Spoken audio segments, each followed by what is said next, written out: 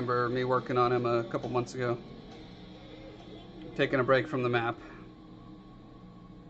It's dreadfully boring to watch. Just trying to make it not be this blobby, like, poop log look. Exactly. Depending on how many poop logs are on the creature, that determines how long it takes me to finish.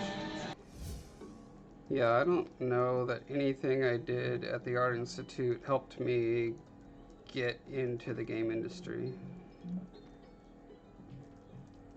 I mean, I had a portfolio, but most of it was not game art related. But who knows, maybe I couldn't have got that ink and paint job without the portfolio I had. Although again, and this is why I'm encouraging Shane, and so far he's been listening. Every time he's tempted to, you know, either say, I should join the military, or I should go to school. That's what all my, you know, other friends, and they're gonna get jobs. And I'm like, it's not how that works anymore, kid. Yeah, I'm encouraging him to just learn as much as he can on his own from the internet. I have lots of friends in the industry who have been giving him tips and tricks. There's a billion tutorials. Like, get as far as you can on all that free stuff first. Right, like, I mean, perfect example here is you learned how to deal with poop strands on your sculpture.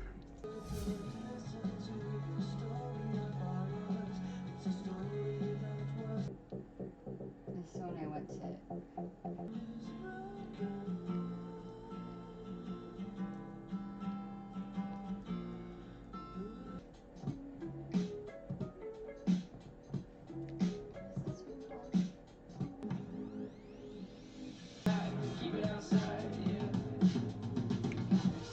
Just realized it would have been a lot faster to just mask off everything and then unmask around the edges. Oh.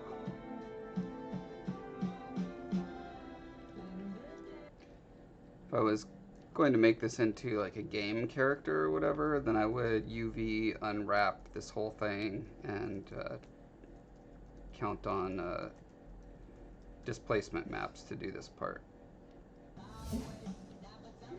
So you went an internal bleed, and so I wasn't allowed to move at all, not even my head. And then Here, I don't. I assume.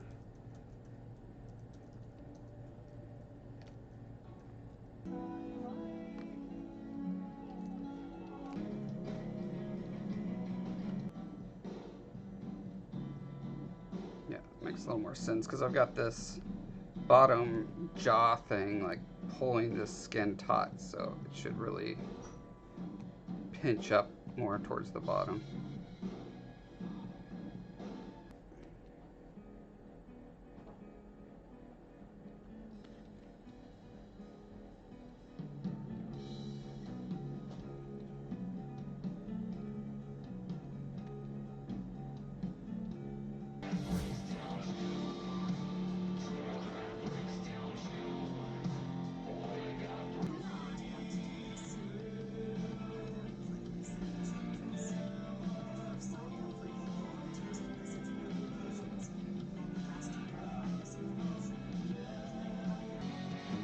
Yeah, these guys flitter about the world and try to find small animals that they bring back to the hive,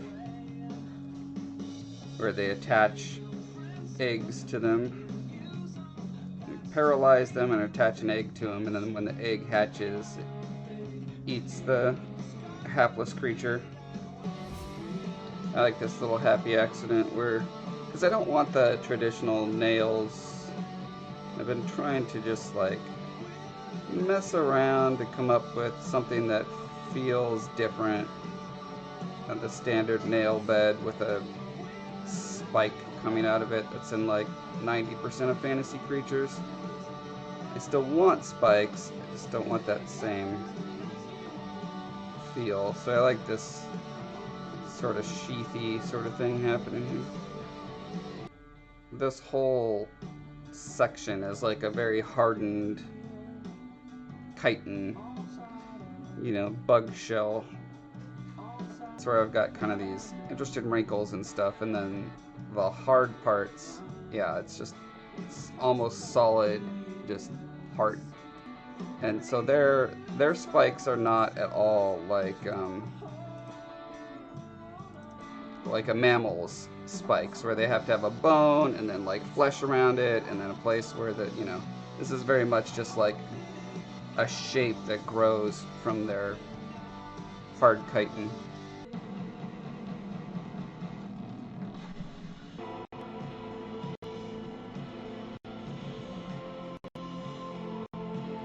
Yeah, I took a lot of research on praying mantids.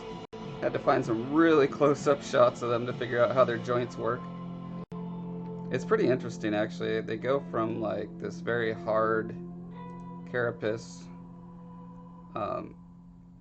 to where they bend is more of this like softer, wrinkly flesh.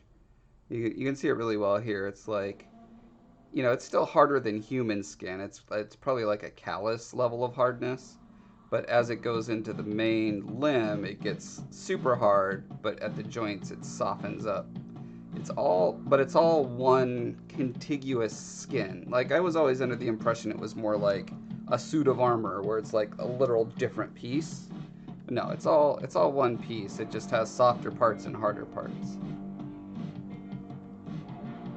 You try to bring all the points together into a spike.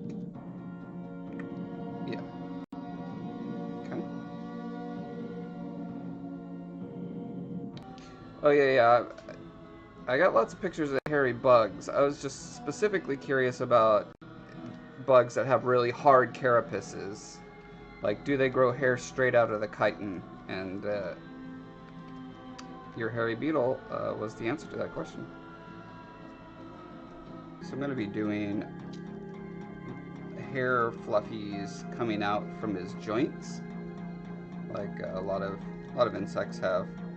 That's going to be like a finer, softer hair. Right now I'm setting up the mask for where I want his poison barbed injection quills to be coming out of.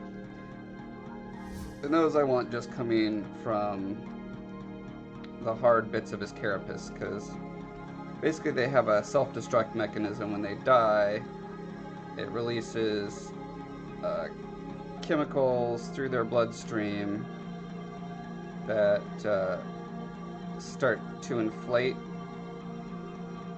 a gas inside all of their skin, but specifically the parts where it's really hard, those end up, when the gas expands enough, it explodes like shrapnel, sending the poison hairs flying all over the place.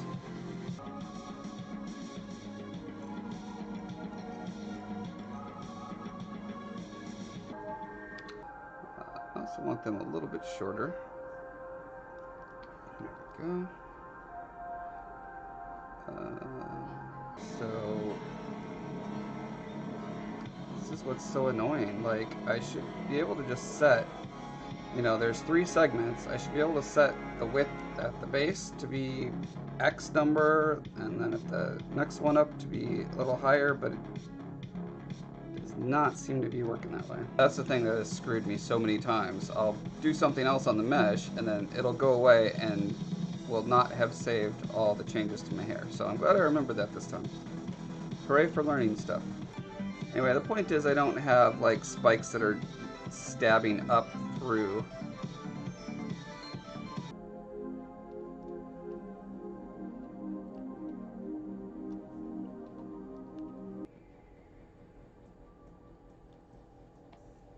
Franciscan missionaries are credited with being the first to plant palm.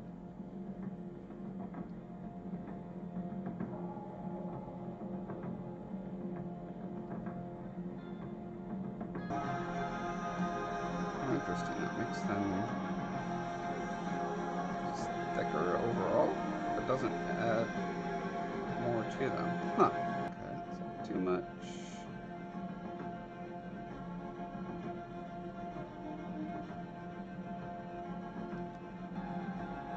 Might want to do the nostril hair separate.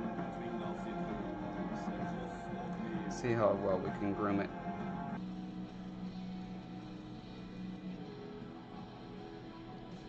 Did just the weirdest glitches.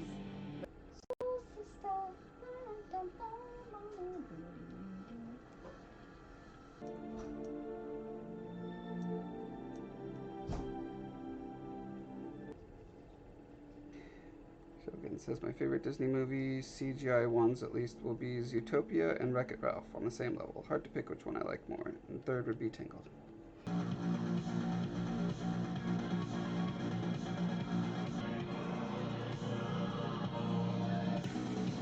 How much I have left before release? You mean as far as work to do or time? I mean, I gotta have it out by April 1st, so whatever I could get done and in safely before then. That's right, Colon Jo Tara was something. Yes, I'm modeling a monster. Right now I'm painting a monster. Alright, well, I've been going over 6 hours, so good time to call it. We'll see you guys all again on Wednesday.